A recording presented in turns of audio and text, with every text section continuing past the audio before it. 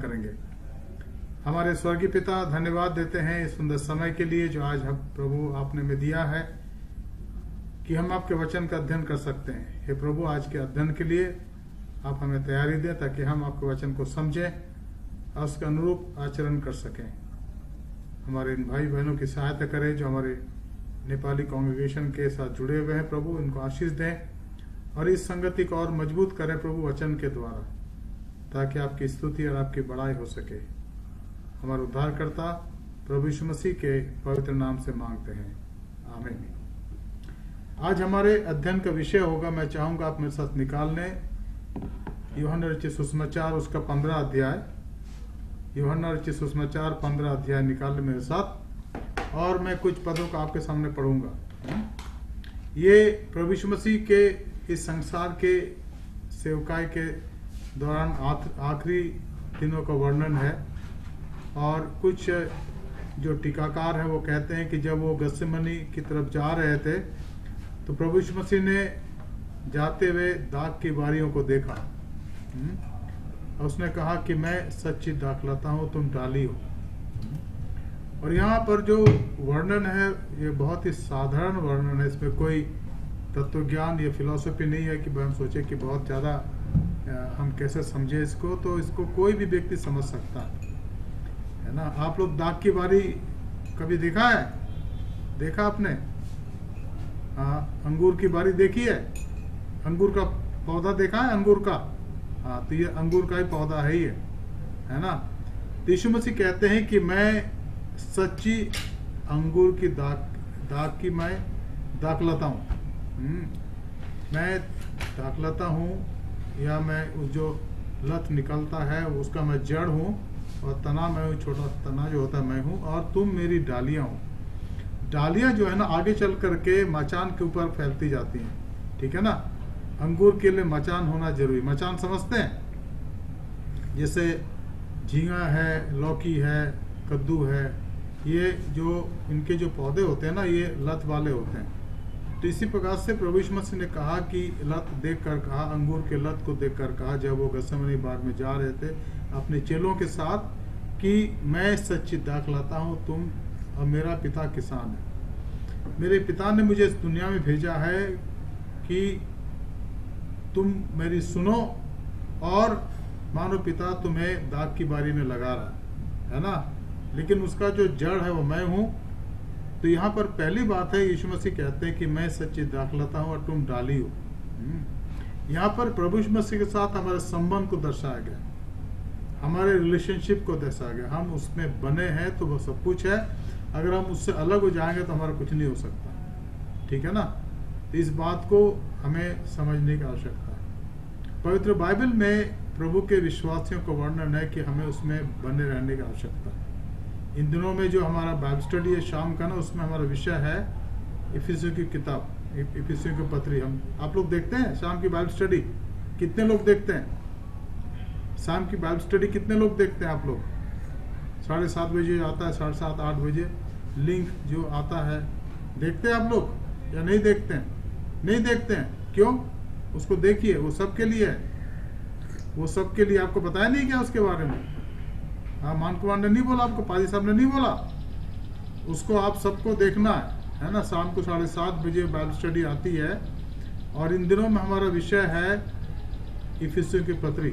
अब उसको हम खत्म कर रहे हैं, ये पिछले 150 दिन से चल रहा। और ये लगता ताजुब लगता है कि आपने तुमने बताया नहीं इनको, मान कुमार, शाम की बाइबल स्टडी के बारे में?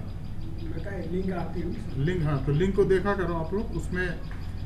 उसमें हम मसीह जीवन के बारे में अब आज हमने देखा, आप देखोगे शाम को, वो है कि हमें आत्मिक हथियार से अपने आप को लैस करने की आवश्यकता है। अगर हम प्रभु यीशु मसीह में मजबूत बना रहना चाहते तो हमें अपने आप को विश्वास में और धार्मिकता में मजबूत होने की आवश्यकता है। शैतान हम पर हमला करता है, और अगर हम अपने आप को मजबूत ना करें विश्वास में, फेथ में, ईमान में, तो हम कमज़ोर हो जाएंगे और हम प्रभु के वचन से बहक सकते हैं, प्रभु की संगति से बहक सकते। इसलिए हमें प्रभु के वचन में बने रहने की आवश्यकता है। और यहाँ प्रभु यीशु मसीह उसी बात को कहते हैं कि मैं सच्ची दाखलता हूँ और तुम मेरे और मेरे पिता किसान हैं। यानी लगाने वाला पिता है, जिसने लगाया, बीज बोने वाला जो है वो यीशु मसीह ने मत्ती के 12-13 अध्याय के अंदर इसका वर्णन करा। अगर आप देखें, आप पढ़ें तो वहाँ करीब 6-7 दृष्टांत हैं जो स्वर्ग राज्य के दृष्टांत कहे जाते हैं। तो यहाँ पर एक रूपक है, एक चित्र है, वह है दाख की बारी का। और जो यीशु मसीह कहते हैं कि मैं दाख लता हूँ और मेरा पिता किसान है। दूसरी बात यहाँ लिखा, वो कहते हैं जो डाली मुझ में है और नहीं फलती उसे वो काट डालता है, और जो फलती है उसे वो छांटता है ताकि और फले। हमारे जीवन की जो उपयोगिता है, उर्वरता है, वो यीशु मसीह में बने रहने के द्वारा है। और हम कैसे उसमें बने रहते हैं? उसके वचन को पढ़ने के द्वारा, उससे प्रार्थना करने के द्वारा, उसकी संगति में रहने के द्वारा, और निरंतर उसके लिए उपलब्ध होने के द्वारा, उसके लिए उपलब्ध होने की आवश्यकता। आज हमारे पास वक्त है, समय है, 24 घंटे का वक्त परमेश्वर ने सबको बराबर दिया। कोई व्यक्ति नहीं कह सकता कि मेरे पास 25 घंटा है या मेरे पास 23 घंटा, सबके पास 24 घंटा। अब ये अलग बात है कि कितना सोते हैं, कितना कार्य करते हैं। कुछ लोगों के लिए बोला जाता है कि दिन भर में वो 22 घंटा काम करते हैं, कुछ 20 घंटा करते हैं, कुछ 16 घंटा करते हैं, कुछ 18 घंटा करते हैं, और कुछ 10 घंटा करते हैं, बाकी 14 घंटे जो है वो अपने लिए व्यतीत करते हैं। खाना खाते हैं, नहाते धोते हैं, सोते हैं, या तफरीह करते हैं दोस्तों के साथ बातचीत करने में। लेकिन परमेश्वर ने हमेशा हर एक को समय बराबर दिया। कोई ये नहीं कह सकता कि मेरे पास समय नहीं है। तो हमें इस समय को प्रायोरिटाइज करना है, इस समय को प्रमुखता इसकी हमें अपने आप तैयार ठानना है कि भाई कितना समय वचन में दूंगा, कितना समय प्रार्थना में दूंगा, और कितना समय प्रभु के वचन के प्रचार के लिए दूंगा, और कितना समय अपने लिए दूंगा और अपने परिवार के लिए दूंगा और चर्च के लिए दूंगा। तो हमें इस बात पर गौर करने की आवश्यकता है। यहाँ पर प्रभु यीशु मसीह कहते हैं, प्रभु यीशु मसीह के वचन है, वो कहते हैं जो डाली मुझ में है, यानी जो मुझे समय देता और जो मेरे लिए अपने जीवन के अंदर कुछ कार्य करना चाहता है, वो फलवंतित होता है। वो कहता है यहाँ पर जो डाली मुझ में है और नहीं फलती। क्या हो सकता है? क्या यीशु मसीह में बने रहा ना फले? क्या हो सकता है? हो सकता है। यीशु मसीह यही कहता है कि मुझ में बना हो लेकिन ना फलो। क्या मतलब है? यीशु मसीह के नाम से जाने जाते हैं समाज में, कलीसिया में, कि हम यीशु मसीह के लोग हैं, लेकिन हमारा ध्यान कहीं और है। हमारा समय जो है हमने किसी और को दे रखा, या तो अपनी जॉब को दे रखी। आप में से क्या क्या जॉब करते हैं आपको पता है? कुछ ऑफिस में करते हैं, कुछ काम करते हैं, कुछ और भी काम करते हैं, ठीक है ना। तो अगर आपका समय परमेश्वर के लिए है तो आप धन्य, अगर नहीं है तो सवाल है यहाँ पर। उनके लिए क्या, जिनके लिए समय, जिनके पास यीशु मसीह के लिए समय नहीं है, यीशु मसीह उनके लिए कहता है कि जो मुझ में है और नहीं फलती। ठीक है, ये एक बहुत ही आश्चर्य की बात है, सरप्राइजिंग है कि यीशु मसीह में बने हैं फिर भी नहीं फल रहे हैं। ठीक है, तो क्यों नहीं फलते? इस पर हम आगे चल के ध्यान देंगे, शायद कल दें जब भी मौका मिले। फलते वो नहीं है जो प्रभु की आज्ञा नहीं मानते। सीधी सी बात है, आपको और मुझे यीशु मसीह की आज्ञा को मानने की आवश्यकता है। और उसकी आज्ञा जो है वो कठिन नहीं है, सरल है। ठीक है, हम पढ़ते हैं निर्गमन के 20वें अध्याय के अंदर लिखा है, निर्गमन की पुस्तक जो बाइबल का दूसरा किताब है, उसके 20 अध्याय में 20th चैप्टर में परमेश्वर ने विश्वासियों को यानी इस्राएल जाति को 10 आज्ञा दी। ठीक है, और अगर आप उस 10 आज्ञाओं के 1 से 7 पद तक पढ़ते तो वहां 4 आज्ञाएं हैं, 4 आज्ञा। और उसके बाद जो है 17 पद तक 6 आज्ञाएं हैं, टोटल 10 आज्ञा। तो पहले 4 आज्ञा का संबंध हमारे साथ परमेश्वर के लिए, कि हम उन समयों को परमेश्वर को देते हैं, उसकी आराधना करते हैं, उसके नाम की शपथ नहीं खाते हैं, उसके नाम से कोई मूर्त नहीं बनाते हैं, या परमेश्वर के दिन को, अब यहाँ सबत का दिन है, वो 7वां दिन शनिवार है। अभी आज्ञा इस्राएलियों को दी गई थी। आज हमारे लिए वो दिन जो है वो सप्ताह का पहला दिन है, जब हम आराधना करते हैं और प्रभु का दिन, क्योंकि प्रभु यीशु मसीह मुर्दों में से उसी दिन जी उठे थे, रविवार के दिन, सप्ताह का पहला दिन। तो हमारे पास ये सब वक्त समय प्रभु ने दिया, पर क्या इन समयों के आधार पर हम परमेश्वर के सामने आकर अपने आप को उपलब्ध करते हैं? ये हमारे लिए जरूरी है। प्रभु के नाम से जाना जाना इस बात की गारंटी नहीं है कि हम फलवंतित हो जाएं। ठीक है, प्रभु के नाम से अपना परिचय दूसरों को देने का मतलब ये गारंटी नहीं है कि हम बहुत बड़े मसीह बन गए। हमें बने रहने की आवश्यकता है, प्रभु के अंदर बने रहने की आवश्यकता है। यानी हमारा सारा ध्यान, जो ध्यान हमारा लगाता है ना, या हमारा मन, वो पूरी तरीके से यीशु मसीह के लिए होना चाहिए, तभी हम फल ला सकते हैं। तो यीशु मसीह कहते हैं दूसरी बात, जो डाली मुझ में है और नहीं फलती उसे वो काट डालता है।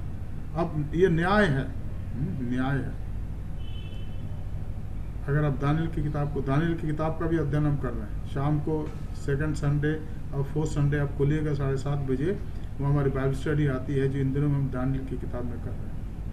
और जो नबूकदनेस्सर का बेटा था बेलशस्सर, उसके लिए लिखा है 5वें अध्याय के अंदर, आप पढ़ लीजिएगा, दानियल में लिखा है कि वो अपने 1000 जो उनके गवर्नर थे या उनके मुख्य अधिपति थे, जो उसके पूरे साम्राज्य के थे, उनको उसने बुलाया और 1000 गवर्नर आए या मुख्य लोग आए, अधिपति आए, और उसके बाद उनकी पत्नियां भी आई, लगभग 2000 हो गए। और लोकल यहाँ पर बेलशस्सर के भी बहुत से लोग थे, उसकी पत्नी और उसके बाकी लोग थे। तो एक बहुत बड़ी भीड़ थी जिसके लिए उसने एक भोज का आयोजन करा। अब भोज का कारण नहीं दिया गया, लेकिन भोज का आयोजन करा लिखा।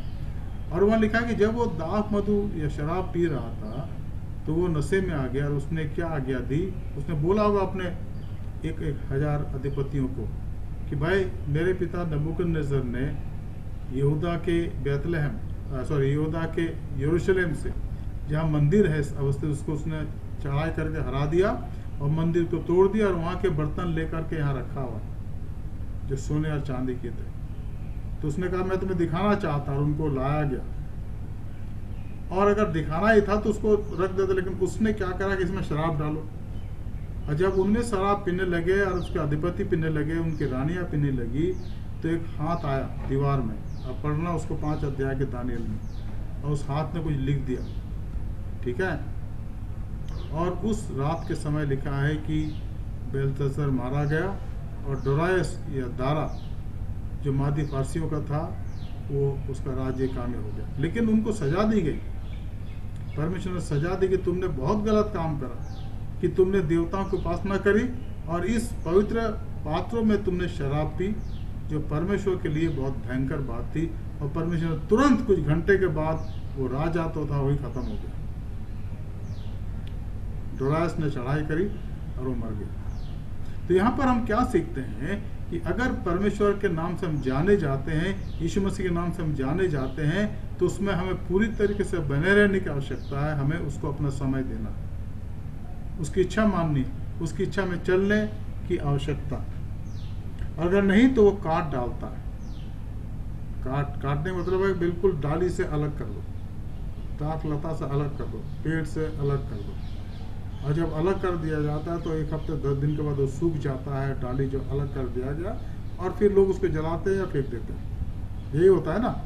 लेकिन अगर दाखलता के अंदर वो बनी रहे, अब बने रहने का मतलब है वो, और लिखा जो फलती है। फलती कौन है? वो फलती है दाखलता, डालियां जो दाखलता के अंदर बनी ऐसा बना हुआ है ना, ऐसा ये दाखलता है और इसमें वो डाली बनी हुई है, तो फलेगा। वो बने रहने की आवश्यकता, प्रभु यीशु मसीह में बने रहने की आवश्यकता, प्रभु यीशु मसीह के पीछे चलने की आवश्यकता, प्रभु यीशु मसीह की आज्ञा को मानने की आवश्यकता। और प्रभु यीशु मसीह के नियम हमारे लिए कठिन नहीं है। तो मैं आपको बता रहा था निर्गमन के 20 अध्याय के अंदर कि 10 आज्ञा का वर्णन है। तो प्रभु यीशु मसीह ने 10 आज्ञाओं को 2 भागों में बांटा। जो पहली 4 आज्ञा उसने कहा, सुन इस्राएल, तो प्रभु अपने परमेश्वर से अपने सारे प्राण, धन और तन से प्रेम कर, ये पहली आज्ञा। और दूसरी आज्ञा क्या उसने बोली, जो 6 आज्ञा से 10 आज्ञा है, 5 से 10 आज्ञा है कि तू अपने पड़ोसी से समान प्रेम कर। प्रभु यीशु मसीह 2 सेंटेंस में पूरे 10 आज्ञाओं का निचोड़ बता दिया। 4 आज्ञाएं हमारा संबंध परमेश्वर के साथ, और 6 आज्ञाएं हमारा संबंध अपने पड़ोसी के साथ और अपने माँ बाप और घर के तमाम समाज के लोगों के साथ। और यीशु मसीह ने कहा कि तुम परमेश्वर से प्रेम करो और पड़ोसी से प्रेम करो। प्रेम करने का मतलब है यीशु मसीह का अनुसरण करना, उसमें बने रहना, उसमें आगे बढ़ते जाना। और जब ये होता है तो हमारा जीवन फलवंतित होता है। लिखा है, और जो डाली फलती है उसे वह छांटता है ताकि और फले। छांटने का काम जो है ना, आप भी जो किसान हैं, आप जो नेपाल के हैं या दार्जिलिंग के हैं, ठीक है, वहाँ पर चाय बागान होते हैं। चाय बागान को भी साल में एक बार या 2 साल में एक बार छांटा जाता है। छांटा जाता है ना, चाय के पौधों को छांटा जाता है। क्यों छांटा जाता है? इसलिए नहीं कि भाई ये पत्तियाँ खराब है, लेकिन इसलिए छांटा जाता है कि जब नई पत्ती निकलेगी तो वो चाय जो होगी वो अच्छे सुगंध की हो, फिर उसका प्रोसेस होता है चाय बनाने के लिए। लेकिन आप सब इस बात को जानते हैं, छांटने का प्रक्रिया, उसको अंग्रेजी में प्रूनिंग कहा गया। प्रूनिंग यहाँ लिखा है, every branch in me that does not bear fruit he takes away, and every branch that does bear fruit he prunes. वो छांटता है। छांटने का मतलब नहीं कि फेंक दो, छांटने का मतलब थोड़ा थोड़ा डाल काटा जाता है ताकि उसमें से और अच्छे पत्तियां आए 3 महीने में, 6 महीने में, और फिर उससे अच्छी चाय निकले। उसको जब चाय बागान में जो बहनें काम करती है, भाई लोग काम करते हैं, तो उस चाय को लेकर के वो बेचते हैं जहाँ चाय बनता है। और फिर उसका एक प्रोसेस होता है, आप जानते हैं, उसको सुखाया जाता है, केमिकल मिला के फिर उसको पीसा जाता है और फिर अलग अलग क्वालिटी की चाय बनते हैं, उसको भेजा जाता है, ठीक है ना। तो इसको हमें जानने समझने की आवश्यकता है कि जो चाय है, ये जो चाय इसका प्रोसेस है, एक प्रक्रिया है, उसी के द्वारा ये बनाया जाता है। लेकिन वो चाय जो वो पत्ती रूपी चाय है, जो उसको तोड़ा जाता है खेत से, उसमें जो बड़ी बात है कि वो चाय के उस पौधे में बना हुआ है। अगर वो चाय वहाँ से हटा दी जाए या तो उसको काट दिया जाए और फिर वो छोड़ दिया जाए महीने भर तक, तो सड़ जाएगा, खराब हो जाएगा। लेकिन फिर वो जो मजदूर है वो ला के देते हैं, जो चाय बनाते हैं उनको, और वहाँ उसका प्रोसेस किया जाता है, और 10 दिन के अंदर या 15 दिन के अंदर जब सूख जाती पत्तियाँ, तो वो चाय बन करके उसमें केमिकल डाला जाता है और बाज़ारों में बेचा जाता है। उसकी बहुत कीमत है। दार्जिलिंग की जो चाय है, अच्छी चाय, वो 4000-5000 किलो बिकती है। सही कह रहा हूँ मैं, गलत कह रहा हूँ?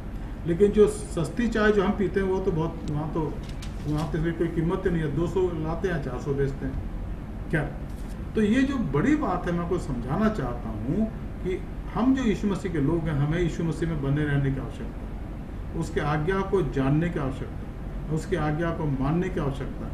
उसके आज्ञा के बारे में पौलुस कहते हैं फिलिपियों के 3 अध्याय के 10 पद में कहते हैं कि मैं उसको जानूं, यीशु मसीह को जानूं, और उसके साथ मृत्यु में संभागी होने को, मरण को जानूं, ताकि मैं उसके साथ जी उठने के पद तक पहुँचूं।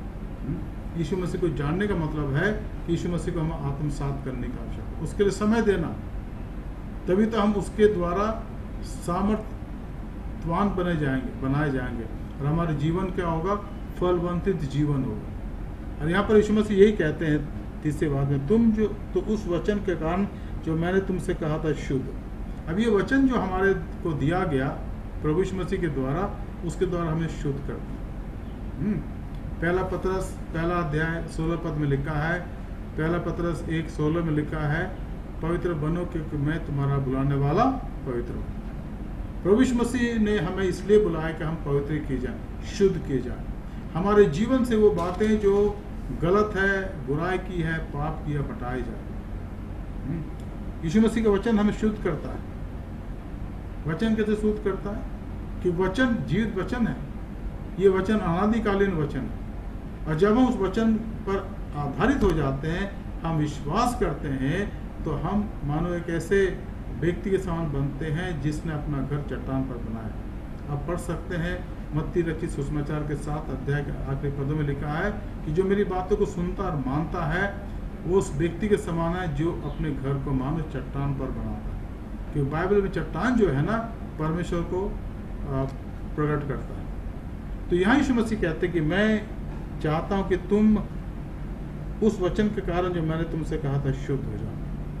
यहाँ शुद्ध होने का मतलब है कि तुम्हारे पाप क्षमा किए जाए, तुम्हारा हृदय परिवर्तित हो जाए। और यीशु मसीह इस संसार में इसलिए नहीं आया कि वो किसी धर्म की स्थापना करे, पर इसलिए आया कि जो उस पर विश्वास करते हैं नाश ना हो, लेकिन अनंत जीवन प्राप्त करे। प्रभु यीशु मसीह के साथ चलने का मतलब है जीवन पाना, जीवन प्राप्त करना। और ये वो जीवन है जो अनंतकालीन जीवन है, ये क्षणिक नहीं है, थोड़े समय का नहीं है। ये हमारे जीवन को ईश्वर के सामने पवित्र करता है, शुद्ध करता है, ताकि हम उसके योग्य बने। चौथी बात यहाँ लिखा है 4 पद में, तुम मुझ में बने रहो और मैं तुम में। जैसे डाली यदि दाखलता बनी ना रहे तो अपने आप से फल नहीं सकती, और जो वैसे तुम भी यदि मुझे बने ना रहो तो फल नहीं सकते। क्या मतलब है? इसका मतलब ये है कि हमें रोज यीशु मसीह में बने रहने की आवश्यकता है, उसके सामने प्रार्थना में आने की आवश्यकता है, उसके सामने उपवास करने की आवश्यकता है, उसके सामने अपने जीवन को आदर्श बनाना है। आदर्श का मतलब होता है अनुकरणीय, ताकि हमारे जीवन उन लोगों के लिए जो हमारे आसपास रहते हैं यीशु मसीह को जानने का एक प्रकार से एक जरिया बन जाए, एक माध्यम बन जाए। अगर ऐसा होता तो फिर हमारे जीवन फलवंतित होता, फिर हम फल लाने लगते हैं। और जो फल है उसका वर्णन आप पढ़िएगा गलतियों उसका 5 अध्याय उसके 22-23 पद में, 21, 22, 23 पद में पढ़िएगा। वहाँ लिखा आत्मा के फल, प्रेम, आनंद, भलाई, सहिष्णुता, दीनता, नम्रता, विश्वास, ये सारे जो फल हैं वो आत्मा के फल हैं। तो वो फल हमारे जीवन में तब लगते हैं जब हम परमेश्वर पुत्र यीशु मसीह के पीछे चलने लगते हैं। अगर हम नहीं चलें, या अगर हमारा कोई और लक्ष्य हो तो हम फलवंतित नहीं हो सकते।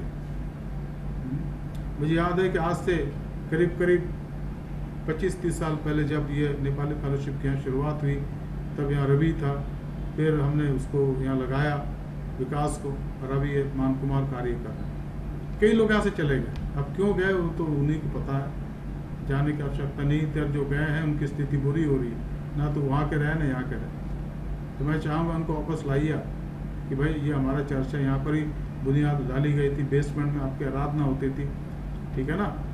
उस समय शायद ये सुखदेव थे, और ये मनकुआ तो खैर वहाँ रहता था नगर में। तो यहाँ आपको और मुझे प्रभु के लिए फल लाने की आवश्यकता है। क्या हम फल लाते? यीशु मसीह ने कहा तुम मुझे बने रहो और मैं तुम में। पहली बात है हमें बने रहने की आवश्यकता है। हमें प्रभु यीशु मसीह का अपना हाथ देना, वो हाथ थाम लेगा कि भाई तुम मेरे शिष्य हो।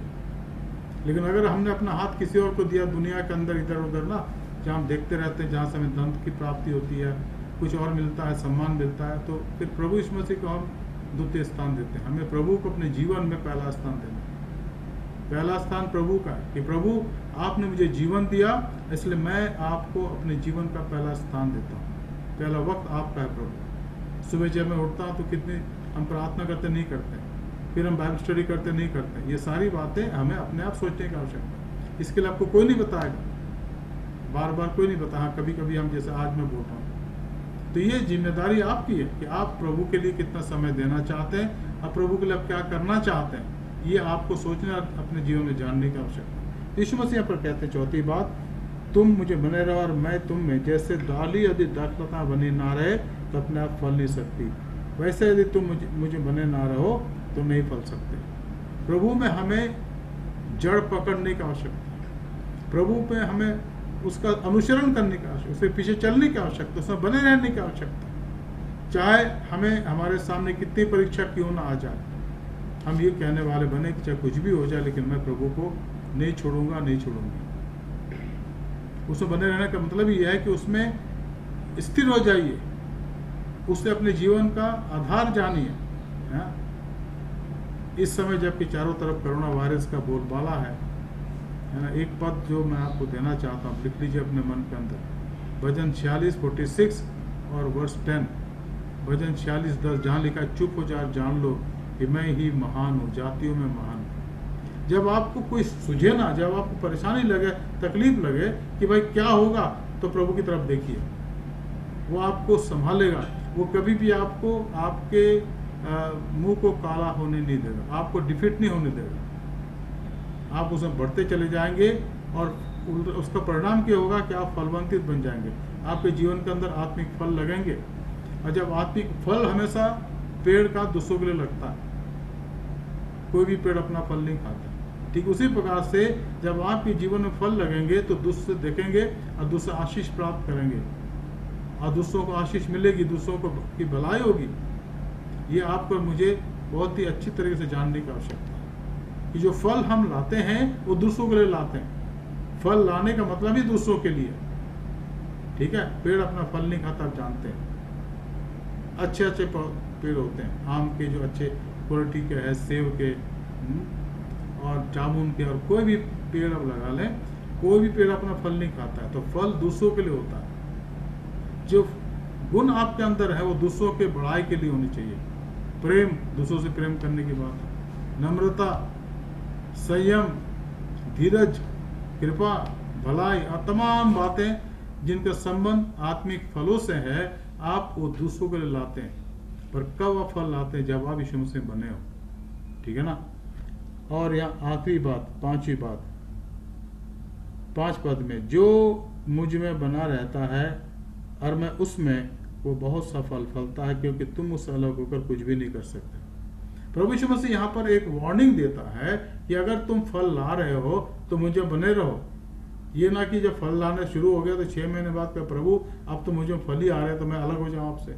यीशु मसीह कहता है ये तर्क जो है ये बेकार का है।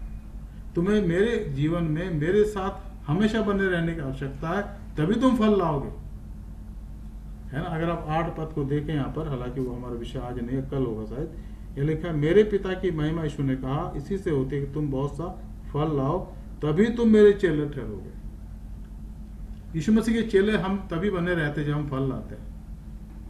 अगर हमारे जीवन में फल नहीं है, बैरननेस है, तो कोई भी हम यीशु मसीह के चेला नहीं समझ सकता। हम बोलते रहे कुछ भी, लेकिन हम दूसरों के लिए कुछ नहीं है। तो फल जो है जीवन में दूसरों के लिए लगता है, और जिस पेड़ का फल जितना मीठा होता है उसी पेड़ में पत्थर पड़ते हैं। हालांकि अब तो सारे अच्छे से संभाले जाते हैं, पत्थर तो कौन मारेगा, लेकिन पुराना हमारे टाइम में हम लोग गुलेल लेके घूमते थे दोपहर के समय, यही मई जून का महीना, और आम तोड़ के खाते थे, पेड़ में चढ़ते बैठते थे, और पक्के आम जो ऊपर होते थे पत्थर से मारते थे। ठीक है ना।